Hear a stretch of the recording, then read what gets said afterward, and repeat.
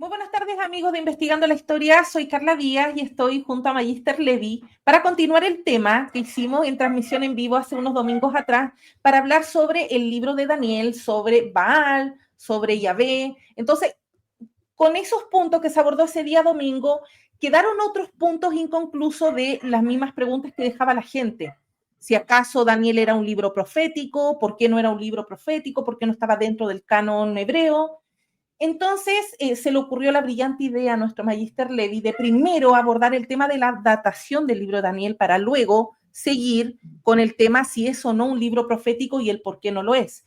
Así que estamos aquí reunidos para grabar sobre la datación. ¿En qué fecha se compone el libro de Daniel? ¿Cómo estás, Magíster Levi? Bienvenido a Investigando la Historia.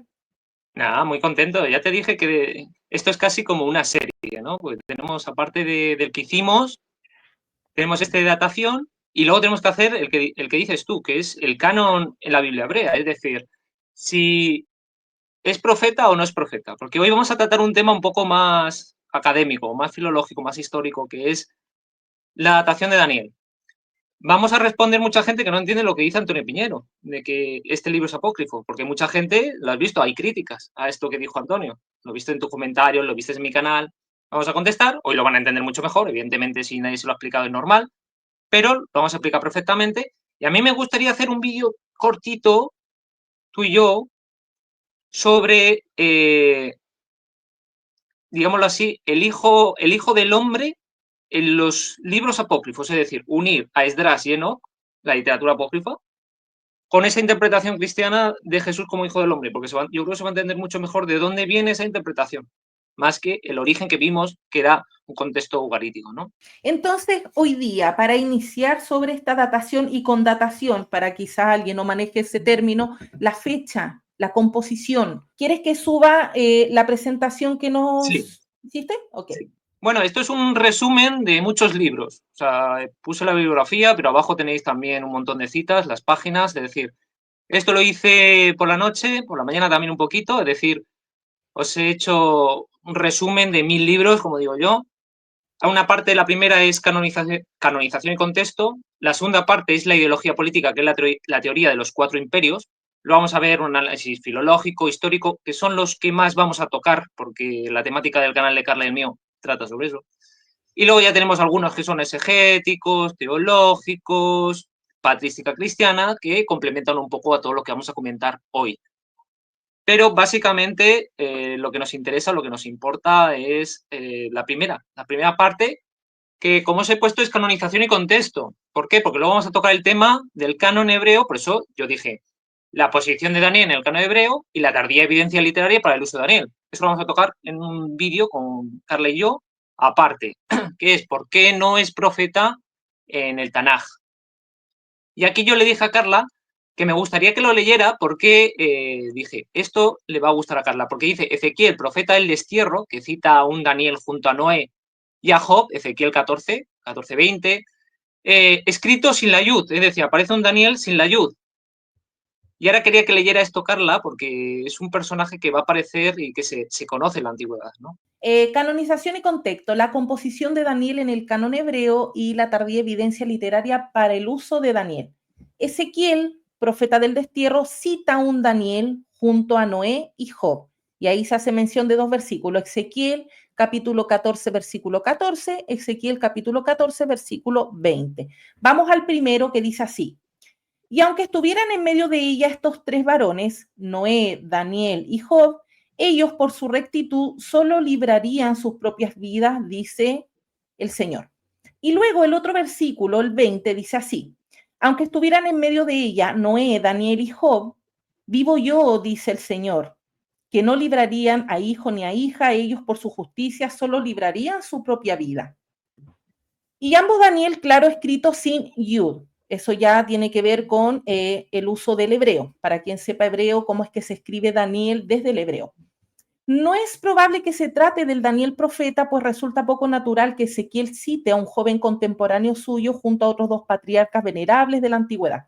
Desde que, a través de unas tablillas de Ra Shamra, se ha tenido noticia de un Daniel que figura como juez Muchos piensan que Daniel se refiere a este personaje de la antigüedad. Y con esto puntualmente, si no han leído la epopeya de Akhat, se van a perder el por qué el Daniel que cita el libro de Ezequiel es el Daniel de la epopeya de Akhat, porque desde el inicio de esa epopeya podemos leer cómo es que Daniel, como juez de la ciudad, se sienta a las afueras, en las puertas de la ciudad, y desde ahí juzga. Y su nombre, como lo dice en el significado desde el ugarítico, porque Daniel también se registra a través de las tablillas de Ugarit, como menciona acá lo que nos entrega Magister Levi, Daniel en ugarítico también es que el Dios Él es mi juez. Entonces, Daniel juzga a la ciudad, pero en nombre del Dios Él, porque tenemos el contexto cananeo que ya nos explicó Magister Levi. Entonces, este libro de Ezequiel no está citando directamente ni puntualmente al libro de Daniel que luego conocemos en nuestras Biblias a través del Antiguo Testamento, que es la traducción que tenemos, sino que está citando al Daniel, padre de Akhat, que es uno de los protagonistas de la epopeya de Akhat. Qué bien lo has explicado, lo tenías trabajado, ¿eh? Es que esa es de mi epopeya favorita, Magister Levi. Esa yo la Se leí nota, hace años. se nota, se nota. No, esto se explica muy fácilmente. He puesto la cita de 1 Macabeos 9:7, bueno, en dos Biblias diferentes, aparte de la católica, que todo el mundo la conoce, que dice, fue un tiempo de grandes sufrimientos para Israel, como no se había visto desde que desaparecieron los profetas. En la otra traducción, desde los días en que dejó de haber profetas. Es decir, en algún momento se cortó la profecía. Ya vimos anteriormente que en Esdras, es decir, la asamblea de Esra o de Esdras, se hace un canon. Entonces, todo lo que va a venir posteriormente no se va a incluir en ese canon. Es más, vamos a ver cómo en el Talmud se dice que Daniel se escribió durante este periodo de la Gran Asamblea, es decir, para meterlo justo, pero eso lo vamos a ver después, en otro vídeo. Aquí vemos claramente que la profecía se había cortado, es decir, claramente se había cortado. ¿Eso qué significa? Que es normal que Antonio Piñero diga que si se cortó la profecía, si es un libro del siglo II a.C., como vamos a demostrar, y la profecía se había cortado, Daniel no puede ser evidentemente un profeta que entre dentro del canon, sino que es un texto apócrifo, que se les ha colado a los rabinos porque está utilizando un personaje que en teoría el personaje, no el texto, estaría datado de esa época, una época anterior al corte de la profecía, es decir, lo que ya consideramos ahora periodo intertestamentario, ¿no? Esa época que está entre el Antiguo Testamento y el Nuevo Testamento, esa época de apócrifos principalmente, ¿no? Y de libros griegos. Entonces, claramente lo hemos puesto aquí. Primero Macabeo lo dice claro, se cortó la profecía, no hay profetas. Por ende, es normal que, ¿cómo va a ser Daniel profeta si se cortó la profecía y este libro es del siglo II a.C.? Bueno, pues lo hemos visto aquí. La redacción final del libro se sitúa en la crisis o en la guerra macabea entre los años 167 y 164 a.C., pero antes de la muerte de Antíoco IV. Daniel no había podido entrar en el grupo de los profetas, la colección que ya en esa época se consideraba cerrada y se habría incluido entonces en los escritos. Sección que no se cierra hasta el sínodo de Yamnia en torno al 90 después de Cristo aproximadamente. Esto es lo que se llama criterio cronológico, es decir, que se encuentra la conocida teoría de canonización de la escritura en 3 etapas, que la conoces perfectamente, Carla. El Pentateuco se cierra en torno al 400 a.C., los profetas en el 200 a.C. y los escritos entre el 90 y 100 después de Cristo. Hay unas matizaciones, porque siempre se suele utilizar esto de forma vulgarizada o generalizada, pero Ryle hace unas matizaciones que sugiere que la canonización de la ley tenía que haberse producido en época de Esdras, lo que estábamos comentando anteriormente. ¿Por qué? Porque es antes del cisma entre judíos y samaritanos, que es del 432 a.C.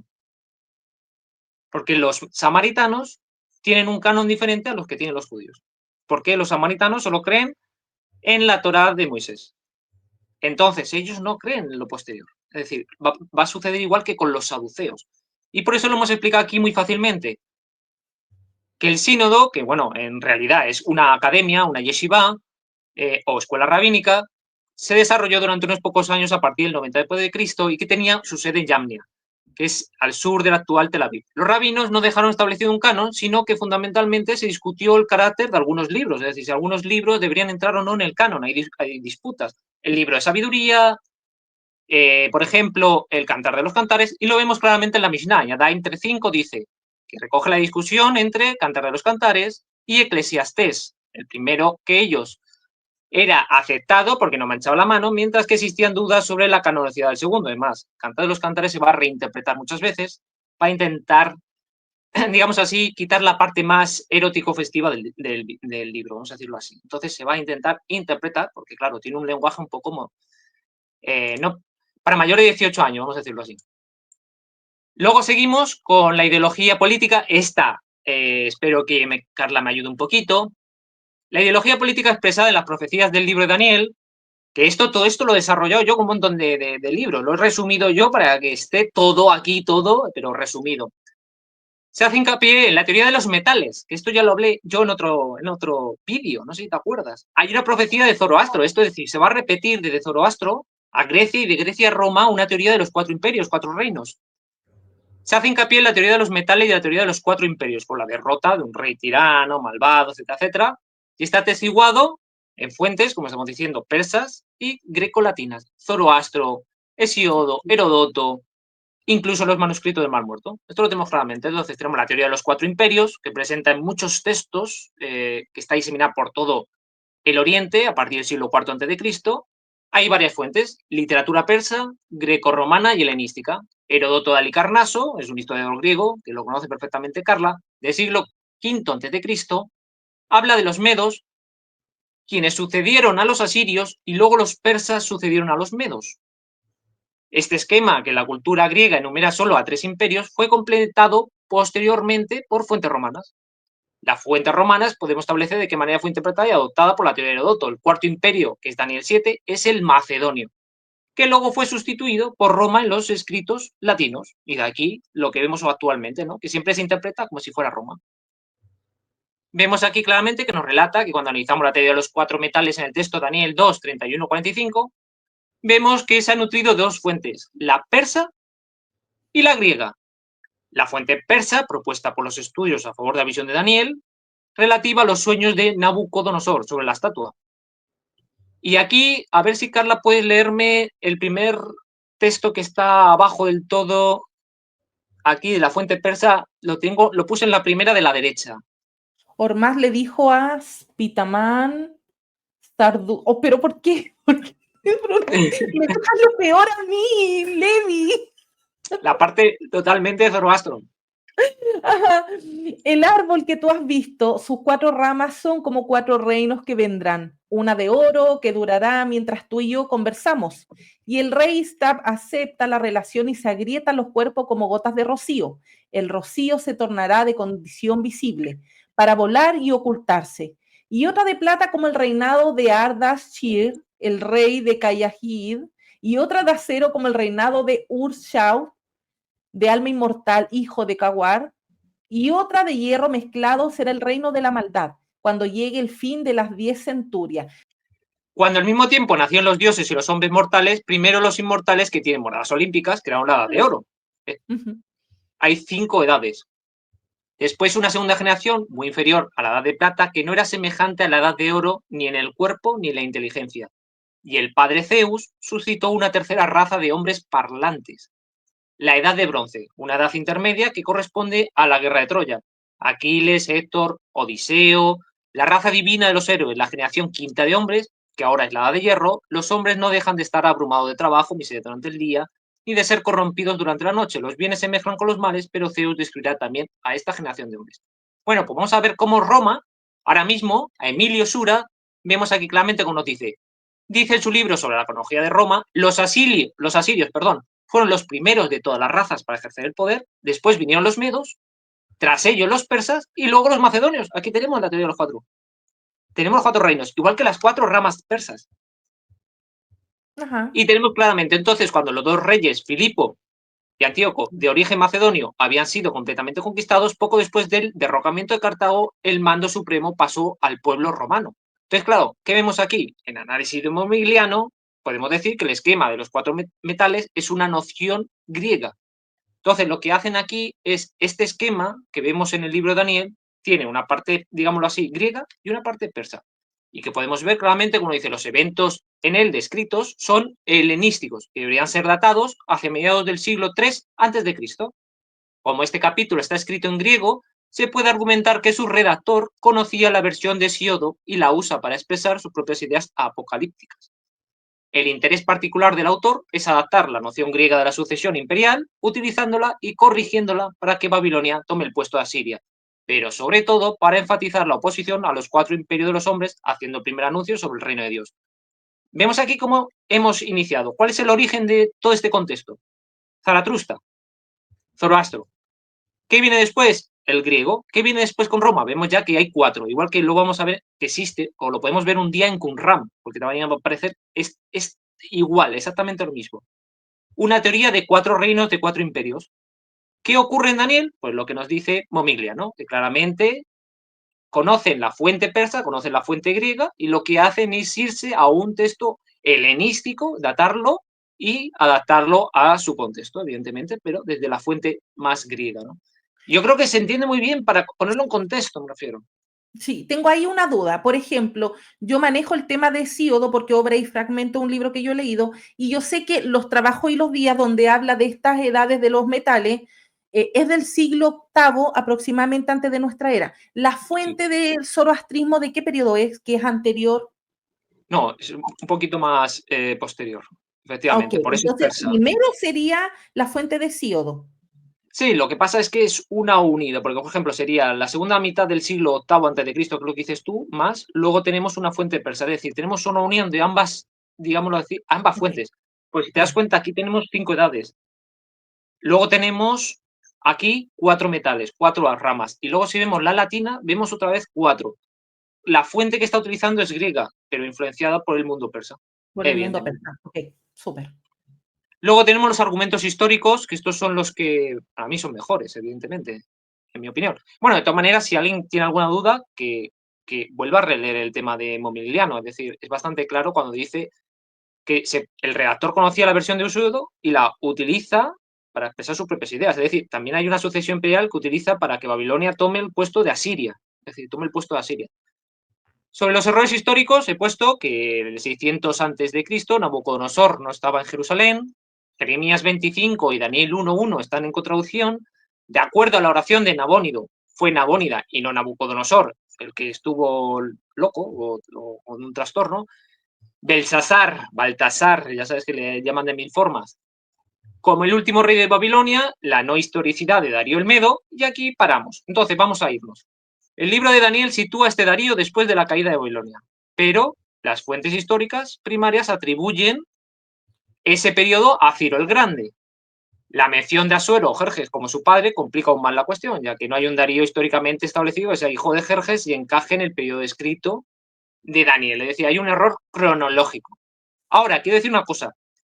Todo este periodo de argumentos históricos no solamente he establecido cuáles son los problemas, cuáles son los errores y cuál es el objetivo que perseguimos con esto. Perseguimos decir que el autor desconoce el periodo de Babilonia, desconoce todo ese periodo, pero conoce a la perfección el periodo griego. Con lo cual, ¿en qué contexto está? En el periodo griego, porque en el periodo de Babilonia es un desastre. Es decir, va a fallar continuamente porque no conoce los personajes. Tiene errores históricos. Esto lo vamos a ir viendo. También he puesto a esos errores las soluciones que nos exponen. Es decir, ellos nos dan existen una serie de exegetas o demás que proponen una serie de soluciones y vamos a ver que estas soluciones no encajan tampoco. Es decir, he traído tanto la crítica como lo que ellos responden y la contrarrespuesta a lo que ellos responden, ¿vale? Entonces, bueno, tenemos Nabucodonosor, rey de Babilonia, fue contra Jerusalén y la asedió. Esto es Daniel 1, del 1 al 6. Vemos claramente que en realidad son 2 expediciones de Nabucodonosor en tiempos de Joaquín. La de 605, tercero el reinado de Joaquín, y la de 597, en la que, muerto Joaquín, en circunstancias no claras, su hijo fue llevado al destierro con los, digámoslo así, con los importantes del reino. Esto está en Segunda de Reyes 24, 1 al 16. El autor funde estas 2 expediciones como lo hace Segunda de Crónicas 36, 6 al 7, no como lo hace Segunda de Reyes y demás, ¿vale? Es decir, utiliza como fuente a Crónicas. Resumen de los principales argumentos que apoyarían a identificar Nabucodonosor de Daniel con Nabónida, porque eso se ha intentado hacer muchas veces. ¿Por qué? Como no encaja este Nabucodonosor, como vemos que no encaja este Darío, hijo de Jerjes, se va a proponer ciertas respuestas. En vez de Nabucodonosor, no, en verdad se estaba refiriendo a Nabónida, pero aparece Nabucodonosor. Eso es lo que nos van a transmitir. Entonces dicen, ¿cuáles son los argumentos que apoyaría a identificar Nabucodonosor de Daniel con Nabónida? Los sueños y visiones de Nabucodonosor en el libro de Daniel convienen con Nabónida, la antipatía de Nabucodonosor por los sabios de Babilonia tendría mejor traducción en Nabónida, la conversión de Nabucodonosor al monoteísmo sería la conversión de Nabónida, de la que se habla en su plegaria. No hay argumentos de una persecución de los judíos en tiempo de Nabucodonosor, es más probable que tuviera lugar en el reinado de Nabónida. La construcción de la estatua por Nabucodonosor encaja bien con las aficiones arqueológicas de Nabónida, y el rey Nabónida fue apartado del gobierno mientras no consta lo mismo de Nabucodonosor. Baltasar es llamado hijo de Nabucodonosor en Daniel, siendo hijo de Nabónida. Entonces, ¿qué quieren transmitirnos? Que en verdad no era Nabucodonosor, sino que es Nabónida. Es decir, las críticas que se han realizado al libro de Daniel, en verdad el problema se resuelve si en vez de ser Nabucodonosor es Nabónida. Eso es lo que nos van a decir. Entonces vamos a lo siguiente. Otros datos se ajustan más a Nabucodonosor. Ahora vemos la contraparte. Si nos están diciendo esto de Nabónida, también hay partes que cuando elegimos Nabónida no encaja. Claro. Otros datos se ajustan más a Nabucodonosor. Ejemplo, Daniel 2, 37, 38. Tú, oh eres rey de reyes, porque el Dios de los cielos te ha dado el imperio, el poder y la gloria. Él ha puesto en tus manos a los hijos de los hombres y te ha dado el dominio de todo. Tú eres la cabeza de oro. Lo mismo se puede decir de Daniel 4:27, que se refiere a las construcciones de Nabucodonosor. Los sueños pueden atribuirse a Nabónida o a Nabucodonosor o a cualquier otro, así como la consulta a los divinos. Ezequiel, del 21 al 26 al 27, presenta a Nabucodonosor consultando por medio de artes mágicas, con lo cual puede encajar perfectamente. Nada se sabe sobre un interregno en el reino de Nabucodonosor y sí de Nabónida, pero son bastantes y completos los documentos. Tampoco es seguro que Nabónida sufrió una enfermedad mental, evidentemente. Y entonces, claro, ¿qué tenemos más? El cilindro de Nabónida. Por el cilindro de Nabónida sabemos que Baltasar fue hijo de Nabónida y regente de este en Babilonia, mientras estuvo durante varios años de su reinado en Arabia. Por si lo quieres leer tú, esta parte. Al fin me das algo fácil de leer. 4 cilindros encontrados en Ur contienen la siguiente plegaria nabónida. A mí, Nabónida, rey de Babilonia, líbrame del pecado contra tu augusta divinidad y concédeme el favor de una vida de largos días. En cuanto a Baltasar, el hijo primogénito salido de mi corazón, pone en su corazón el temor de tu augusta divinidad, que no cometa pecado, que sea colmado de la plenitud de vida. Efectivamente, aquí vemos el cilindro de Nabónida, que Baltasar fue hijo de Nabónida y regente de este en Babilonia mientras estuvo durante varios años en su reinado en Arabia, ¿no? Pues claramente igualmente es nombrado Baltasar, hijo de Nabónida, en los contratos hechos en Babilonia, mientras que Nabónida estaba en tema. Por eso han intentado relacionar a Nabónida como Nabucodonosor para suplir estas dificultades. Y no se puede atribuir a un error textual de Daniel que llama a Nabónida con el nombre de Nabucodonosor, más allá de lo que hemos expuesto, porque luego no encaja en otros apartados, puesto que aparece ese nombre en el texto masorético, en la 70, en Teodoción. Y ahora tenemos algo que a mí me parece muy interesante, que es mayor dificultad entraña en que Baltasar se ha llamado hasta 5 veces en el capítulo 5 de Daniel, o quinto de Daniel, hijo de Nabucodonosor, en el 5:2, 11, 13, 18 y 22. Sí, serían demasiados errores para ser solamente una interpolación o un error textual. Es preciso notar que el autor de Daniel debería conocer al menos la existencia de Abel-Marduk como hijo y sucesor de Nabucodonosor de Segundo de Reyes 25:27 y Jeremías 52:31, es decir, que debería conocer esto para que no le sucedan los errores, a no ser que sea un texto tardío. Baltasar, hijo de Nabucodonosor, Daniel 5:2, 11, 13, 18, 22, está bien demostrado que Baltasar no fue hijo de Nabucodonosor, sino que fue de Nabónida. Es más, tenemos en los escritos sagrados, aparte del libro de Daniel, Baltasar aparece en Baruch 1, del 11 al 12, y es presentado como hijo de Nabucodonosor, dando a entender que está asociado al reino. Esto correspondería a la corregencia de Baltasar con Nabónida, ya que no hay ninguna noticia de un corregente en tiempos de Nabucodonosor. El hijo de este, Abel-Marduk, es el sucesor después de la muerte de aquel, como consta en los documentos históricos, tanto profanos como los sagrados. ¿Quieres leer la parte de la muerte de Baltasar? Ok. Aquella misma noche fue muerto Baltasar, rey de los caldeos, y Darío, rey de Media, se apoderó del reino a los 72 años. Nos informa también que Darío era hijo de Asuero y organizó el reino en 120 satrapías, y Sí. que le sucedió en el trono de Babilonia Ciro el persa. Darío el Medo es considerado como un verdadero rey, no como un gobernador o regente. Ordena el gobierno del reino, da una orden tiránica de que no se haga petición alguna a Dios u hombre fuera del rey, bajo pena de ser arrojado al foso de los leones. El reinado de Darío el Medo viene a continuación del de Baltasar, y a Darío sucede Ciro el persa, pero Ciro sucedió directamente a Nabónida como rey de Babilonia. Y bueno, como tienen ustedes ahí en pantalla los textos, lo que voy leyendo, ustedes vayan siguiendo los versículos que Levi anotó entre paréntesis. Sí, ¿puedes leer la crónica de Nabónida? En la crónica de Nabónida se narra la entrada de Ciro en Babilonia medio mes después de la caída. En el mes de Ar-Shamnu, el día tercero, Ciro entró en Babilonia. El estado de paz fue proclamado en la ciudad. Ciro envió saludos a toda Babilonia. Crónica de Nabónida. Perfecto, Ahí ahora está la tienen. narración de Nabónida. El cilindro de Ciro, Herodoto, Genofonte. Bueno, ¿y por qué pones todas estas cosas? Porque ¿quién es el personaje que es fundamental aquí? Es Ciro, el primer rey después de la caída de Babilonia, no como pone en Daniel. Vamos a ver luego los errores, porque estamos hablando de Darío el Medo. Entonces, ¿qué tenemos aquí? La narración de Nabónida, después de relatar cómo Ciro declaró el estado de paz, destrozó y quemó las imágenes que había hecho Nabónida. Dice a los habitantes de Babilonia, se da ahora un ánimo gozoso, están como los prisioneros cuando les son abiertas las prisiones. Es proclamar la libertad para aquellos que están sojuzgados por la opresión. Todos se regocijan teniendo por rey. El cilindro de Ciro cuenta como Ciro, rey de Ashan, es elegido por Marduk, quien lo llama por su nombre, y le hace entrar en Babilonia sin batalla, ahorrando a la ciudad una calamidad. Añade él que puso en sus manos de Ciro a Nabónida, el rey que no la adoró a Marduk. Todos los habitantes de Babilonia, igual que todos los del país de Sumer y Akkad, príncipes y gobernadores incluidos, se inclinaban y besaban sus pies, alegrándose de que le hubiera recibido el reino. Ya tenemos fuentes externas. Herodoto y Genofonte afirman que fue Ciro el primer rey después de la caída de Babilonia. El libro de las crónicas termina con el decreto dado por Ciro en su primer año. Ahora tenemos, en él autoriza a los judíos volver a su tierra y reedificar el templo. Segundo de Crónicas 36, 22, 23, Esdras 1.1. Para superar este problema de Darío, es decir, vamos a hacer un resumen.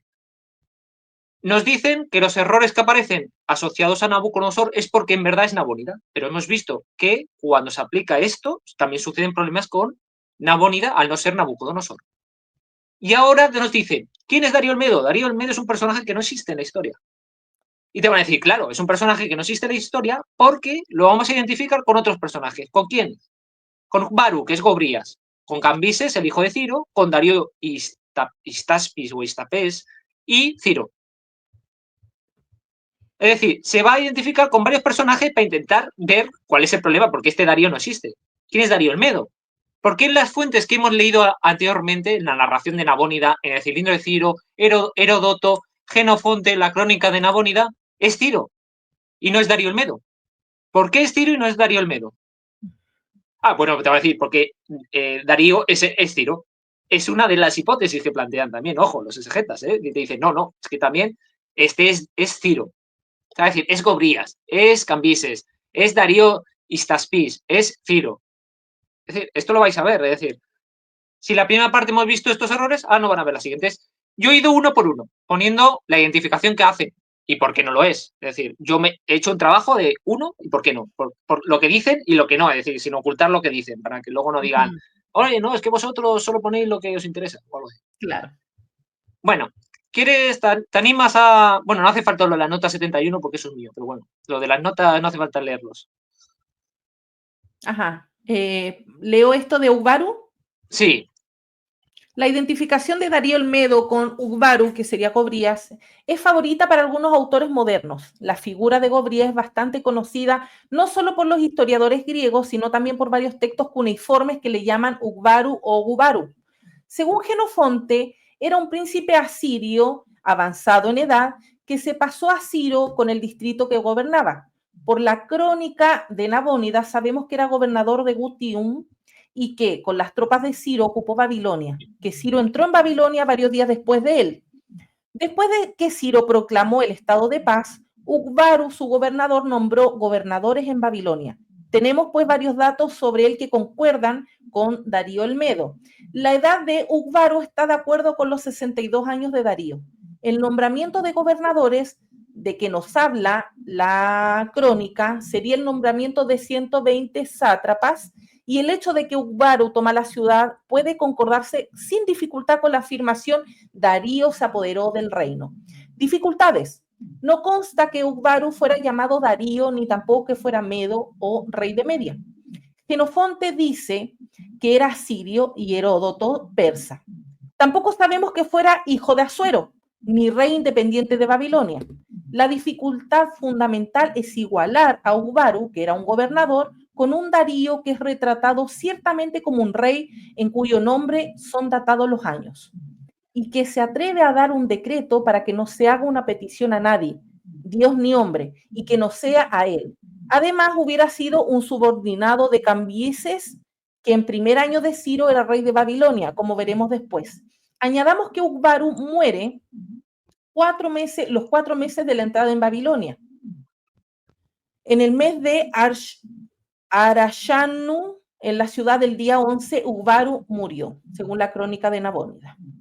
Vemos claramente, yo creo que lo hemos hecho, está bastante bien así, Carla, todos los documentos históricos. Entonces vemos claramente por qué no lo es, no encaja. Ugbaru.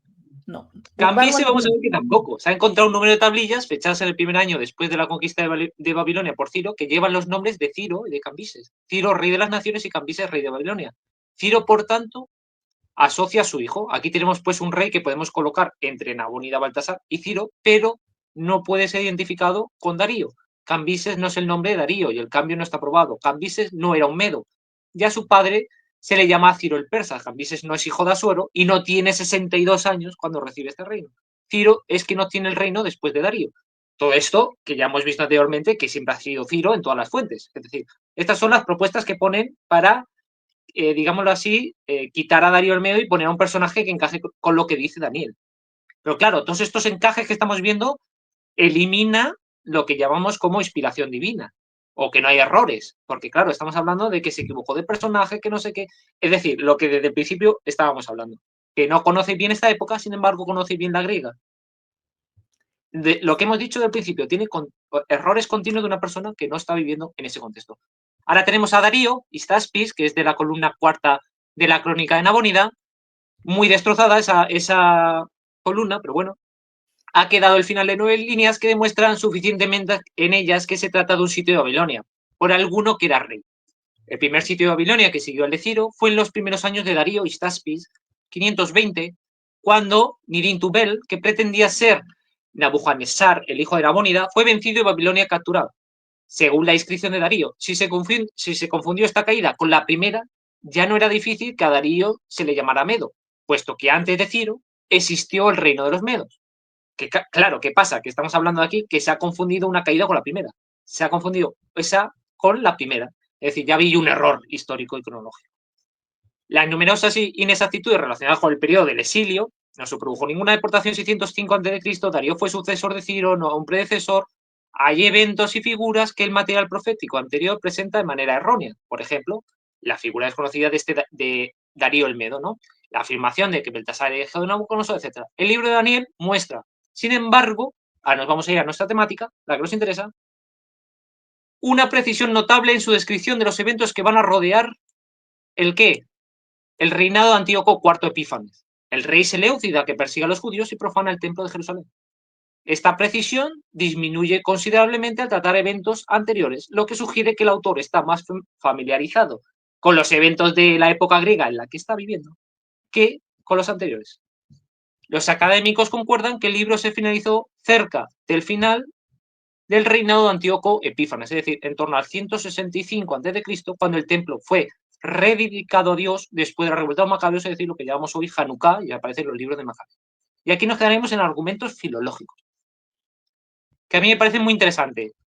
El uso del término Kasdim el hebreo y el arameo del libro de Daniel entendidos como de un origen tardío, palabras persas en Daniel y palabras griegas en el libro de Daniel. Aparición de 2 idiomas en Daniel. Y, ojo, uso de la tercera persona, narraciones históricas, típica de las narraciones históricas, de los capítulos 1 al 6. Es decir, tenemos problemas con el hebreo, problemas con el arameo, problemas con palabras persas, problemas que hay palabras griegas, problemas de que tenemos una tercera persona, una narración histórica y que ambos encajes son diferentes. Uno, el apocalíptico, y otro, la narración histórica. Narración histórica, que es en tercera persona, el apocalíptico es algo muy tardío. Es decir, el origen de que aparezca el apocalipsis o la temática apocalíptica es muy tardía o muy posterior. Nabucodonosor también se representa involuntariamente como ignorante de su propio idioma acadio, cometiendo un error en 4.8, Daniel 4.8. Quiero que esta parte la leas tú, Carla, porque te va a gustar mucho. Nabucodonosor también se representa involuntariamente como ignorante de su propio idioma acadio, cometiendo un error en Daniel 4.8. Daniel 4.8 en realidad hace que Nabucodonosor no esté familiarizado con su propio idioma, ya que afirma erróneamente que el nombre Belteshazzar tiene Bel como elemento teofórico, cuando en realidad deriva del acadio Balat Shar Usur o Balat Su Usur. Protege la vida del príncipe o protege tu vida. Es decir, vemos aquí claramente que, por ejemplo, Bel aparece continuamente, es decir, luego el capítulo 14, que no lo tiene en la Biblia, bueno, vamos a decirlo así, el externo, el católico y demás. Bel es un personaje, por cierto, que me hace gracia de cuando nos criticaron en el anterior vídeo, cuando Bel aparece continuamente, es decir, que aparezca Bel continuamente y digan, no, el contexto no es este. En fin. ¿Qué vemos aquí? Vemos que el rey, vemos que Nabucodonosor no está familiarizado con su propio idioma, cree que su nombre viene de Bel, es decir, no conoce el acadio. Esto es absurdo. ¿Cómo no va a conocer, digámoslo así, cuál es el origen de su nombre, de su propio nombre, ¿no? Porque cree que es un nombre teofórico con Bel, ¿no? Entonces, vemos aquí claramente el vocabulario tardío en Daniel 3 es más notable porque está salpicado ¿de qué? De 6 títulos administrativos persas diferentes, incluidos los sátrapas. Claro, porque hay que recordar lo que estamos hablando de Nabucodonosor, de Daniel 4.8, que si la gente lo quiere leer, habla de Baltasar. ¿Te acuerdas de Baltasar? Porque, claro, la gente cuando decimos Nabucodonosor, porque nosotros, claro, decimos, ¿por qué lo sustituyen por Nabucodonosor? Porque lo estoy tratando así, pero en verdad, ¿qué le dice Daniel 4.8? Hasta que entró delante de mí Daniel, cuyo nombre es Beltasar o Baltasar, como el nombre de mi Dios y en quien mora el espíritu de los dioses santos, conté delante de él el sueño diciendo, claro, que aquí aunque yo ponga Nabucodonosor, lo pongo en plan de ser un poquito irónico, porque claro, como dicen que sería otro personaje, pues bueno, pero ¿qué estamos viendo aquí? Un personaje que cree que su nombre viene de Bel, del dios Bel, cuando no es así, no conoce la calle. Se entiende perfectamente, ¿no? Sí, súper. Vale. El vocabulario tardío en Daniel III o Daniel 3 es más notable porque está salpicado de 6 títulos administrativos persas diferentes, incluidos los sátrapas, que seguramente no se iban a utilizar en el gobierno de Nabucodonosor. La narrativa incluye, lo vemos aquí, yo lo he puesto transliterado, 3 palabras griegas de instrumentos musicales, una de las cuales es sinfonía, que no se sabe que haya existido hasta la época helenística. Ojo, que es el instrumento preferido de Antíoco IV Epífanes, qué curioso, ¿no? Heraldo en 3.4 es una derivación griega también. Entonces, vemos claramente que hay uso de palabras griegas dentro de un texto, digámoslo así, fechado muy anteriormente, en la época de Daniel, pero hay palabras en griego, hay palabras griegas, y una de ellas es el instrumento preferido de Antíoco IV Epífanes, qué curioso. Aquí vemos argumentos académicos. Collins, en su comentario de Ormenella, ofrece un estudio detallado de los datos lingüísticos sobre el arameo en las páginas del 13 al 18. Puede haber una buena cantidad de variación sincrónica en las características, por lo que puede ser complicado desarrollar una cronología relativa de los cambios lingüísticos separados por solo unos pocos cientos de años. Collins concluye que el arameo de Daniel parece ser posterior al de los papiros de Samaria, mientras que no atestigua muchos de los desarrollos que se encuentran en los rollos de Mar Muerto. El equilibrio de probabilidades entonces favorece una fecha en el periodo helenístico temprano para las porciones arameas de Daniel, aunque una datación precisa por motivos lingüísticos no es posible. Collins señala que el hebreo de Daniel tiene poco en común con el periodo exílico, Más bien cae en el rango del hebreo del Segundo Templo, como lo ejemplifican Crónicas y los Reyes Más Muertos. El arameo tiene una tendencia más apocalíptica que se ajusta mejor al reinado de Antíoco III, cuando hubo un movimiento apocalíptico en Judea, como indica el Apocalipsis de los animales, el Apocalipsis de las semanas, el documento de Damasco y el propio Daniel. Esto es una relación del lenguaje. Es decir, el arameo se ajusta a otros textos como el Apocalipsis de animales, el Apocalipsis de semanas, el documento de Damasco, etc. Daniel 11, por lo que los eruditos críticos están en amplio acuerdo sobre la datación del siglo antes de Cristo, la profecía ex eventu es un fenómeno común también en la literatura apocalíptica. Por ello está datado en el siglo II antes de Cristo. Luego hay unos argumentos teológicos que es la angeología desarrollada, que es muy posterior, muy tardía. Esto junto al hecho que se evite el nombre de Dios, los hábitos de ayuno y oración y también, como estamos contando, el tema apocalíptico. Ya nos vamos a los argumentos literarios, que es lo que estábamos comentando. Uso apocalíptico de seudónimo cuyo origen es tardío, es decir, es un género, el género apocalíptico aparece tardíamente. En cuanto a la primera parte del libro de Daniel, hay que situarla en relación con Esther y con libros deuterocanónicos como Judith y Tobías, obras tardías a las que se ha calificado como relatos del periodo helenístico, con los que Daniel guarda un paralelismo en cuanto al contexto en el que se sitúan. Lejos de la frontera de Israel, los protagonistas representan a todo el pueblo de Israel, se muestran como un modelo de conducta, hay un mensaje moralizante, también Susana, aunque solamente lo tengan los deuterocanónicos. De todas formas, conviene, como he dicho, no perder de vista que estos libros imitan un género literario típico del mundo helenístico, donde era frecuente ambientar narraciones en un contexto geográfico figurado a partir de elementos reales con el objetivo de enseñar. También se utilizaban a personajes. Puede añadirse finalmente que los últimos libros del Antiguo Testamento presentan un rasgo común, que se interpreta a una situación presente. Esta característica presente en casi todos los libros de la Biblia se acentúa en los libros más tardíos del Antiguo Testamento, así como en la literatura intertestamentaria. De ahí que a partir del siglo II a.C. van a proliferar lo que estábamos comentando, obras en las que se recuentan historias del Génesis o de esos personajes, Jubileos, Libro de Enoc, Testamento 12 Patriarcas, donde será entonces cuando hay el canal de comunicación con Dios, como ya no había profecía, estaba cerrado y lo único que daba era el texto. ¿Qué hacían? El Midrash, hacían otros, el Pesher, el Dedash, que son analogías. En el libro de Daniel se aprecia claramente este proceso de interpretación de tradiciones anteriores de modo particular en el capítulo 9, que interpreta las profecías de las 70 semanas de Jeremías. Pero no es el único ejemplo, ya que es frecuente que los vaticinios sobre el futuro de la segunda parte del libro interpretan palabras recogidas en el futuro. Y aquí tenemos una parte que me parece muy interesante, que es el material más antiguo, es del capítulo 4 a 7. Existe una recesión bastante diferente que Albers data del 250 a.C. aproximadamente, reflejando la situación social en ese periodo. Luego se compuso una versión aramea al 200 a.C. Esto lo digo porque hay un segundo planteamiento, o un tercero, vamos a decirlo así. La mayoría lo data en el siglo II a.C., otros te van a decir, no, esto lo escribió Daniel, es de la época de Daniel, evidentemente, la parte religiosa.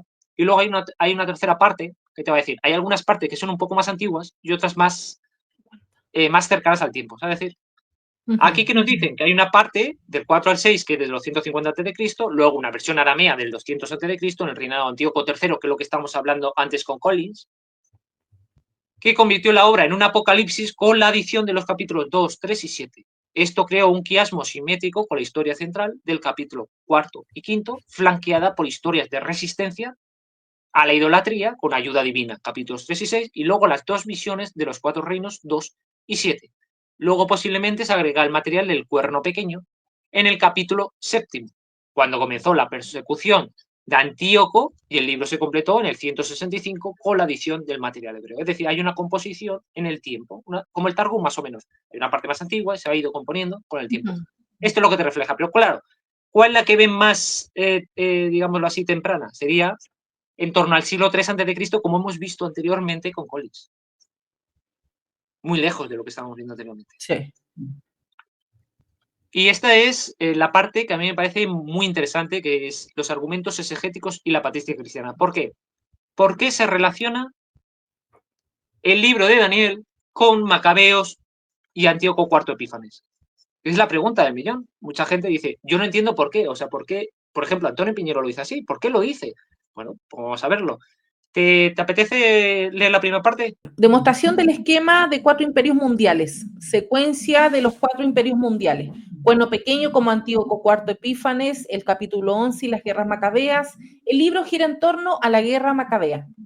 Surge de uno de los 4 reinos helenísticos, el imperio Seleucida. Crece en poder y se exalta a sí mismo. Antíoco se hacía llamar Epífanes, que significa manifestación de Dios. Ataca al pueblo santo y profana el santuario. Coincide con su persecución de los judíos y la profanación del templo del 167 antes de nuestra era. La duración del conflicto en Daniel 8:14 y el tiempo entre la profanación y la rededicación del templo por los macabeos en el 164 antes de nuestra era. ¿Sigo? Perfecto. No, no te preocupes. Mira, dice, el libro de Daniel es desde el punto de vista de su ocasión próxima una predicación a los judíos perseguidos por Antíoco IV Epífanes, apoyado en un fondo histórico. Sus argumentos son, el autor vive en tiempo de Antíoco IV Epífanes.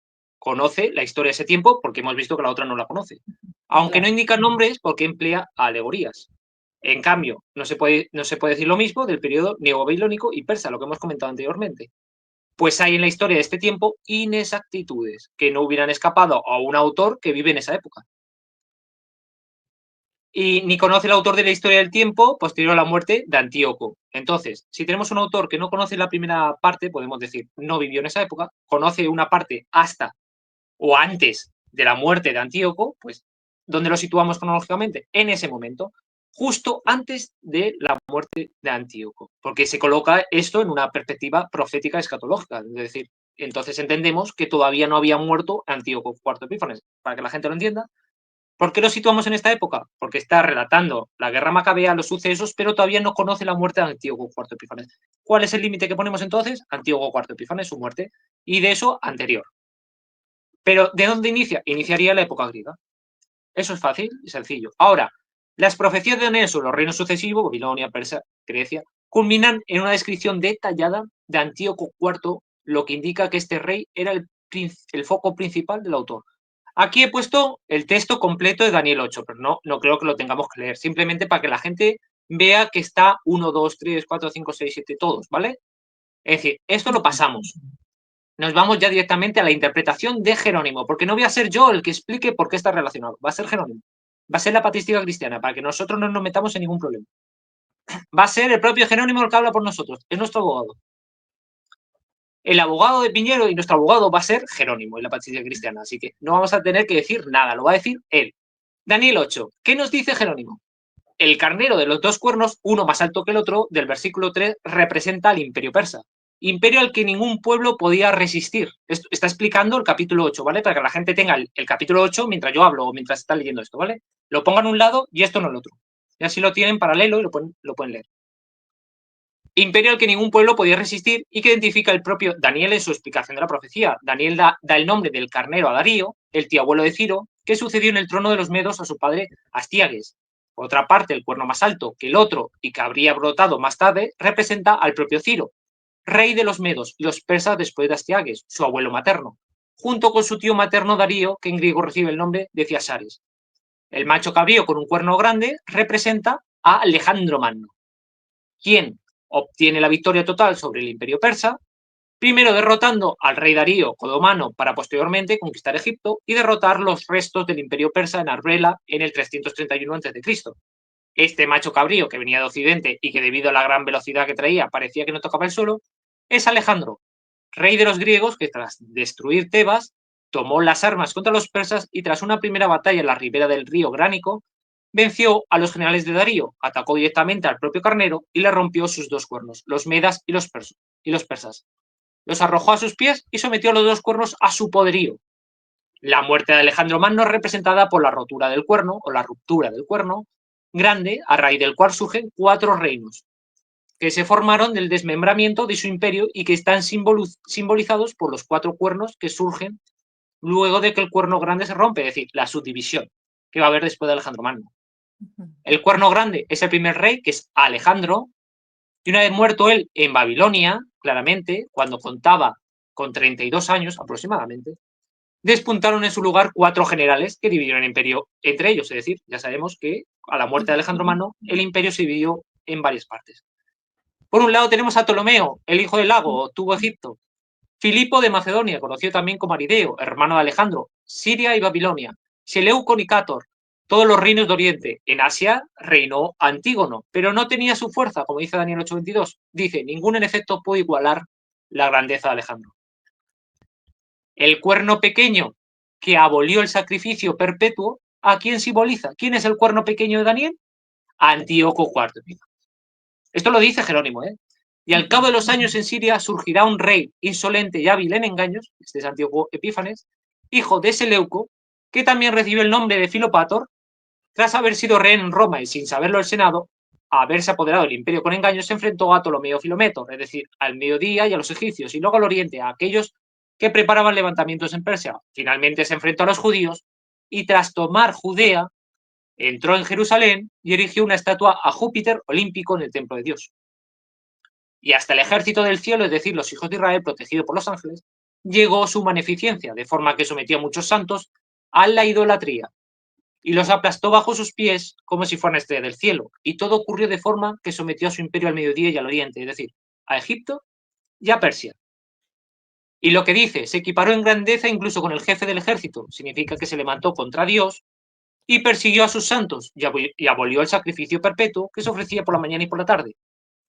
Y mancilló y sacudió el cimiento del santuario, y esto no lo consiguió gracias a su valor, sino gracias a los pecados del pueblo. Y ocurrió que la verdad cayó por los suelos y mientras florecía el culto a los ídolos, se desvanecía el respeto a Dios. Las 2300 tardes y mañanas corresponden al tiempo que duraría la profanación del templo. Ya sabemos que luego de esto viene Hanukkah, tiempo en el cual también se habían abolido los sacrificios en el templo. ¿Hasta cuándo se pisoteará la visión, el sacrificio perpetuo, el pecado de la desolación que se ha cometido el santuario y el ejército? Un ángel pregunta a otro ángel ¿hasta cuándo va a suceder esto? Por sentencia de Dios y bajo el reinado de Antíoco en Siria, va a estar desolado el templo y ¿hasta cuándo va a permanecer la estatua de Júpiter en el templo de Dios? Y le respondió, hasta 2300 tardes y mañanas. Después se purificó el santuario.